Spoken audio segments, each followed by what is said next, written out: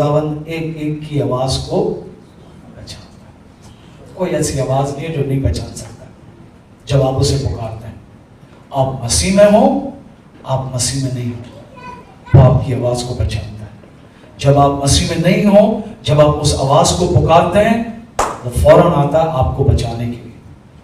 लेकिन हम अपनी जिंदगी, मसीह जिंदगी खुद गुजारना चाहते हैं, फिर हम मायूसी में होते हैं, डर और खौफ में होते हैं, कमी में होते हैं, तंगी में होते हैं, हैरान कुछ चीजें हमारी जिंदगियों में होते हैं, और फिर हम खुदा से सवालात पूछते हैं। खुदावंद कहता है मैंने तुम्हें सारे जवाब भी दिए और मैंने तुम्हें जरिया भी दिया जिससे तुम जीत की जिंदगी, मसीह में जिंदगी गुजार सके इस सफर के अंदर। और सिर्फ जीत की जिंदगी नहीं, हम मकसद की जिंदगी गुजारे। हम सब जीत मांगते हैं अपनी जिंदगी में, हमारे कारोबार में जीत मांगते हैं, रिश्तों में जीत मांगते हैं, सेहत में जीत मांगते हैं, हर जगह हम मांगते हैं कि हम जीत में हो। ऑफ कोर्स ये खुदा की मर्जी है, लेकिन वो जीत के साथ हमारा एक मकसद भी होना चाहिए।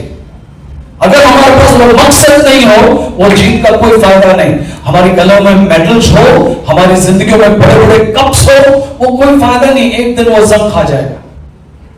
लेकिन अगर हमें उसका मकसद पता चल जाए कि मेरा क्या मकसद है इस जमीन पर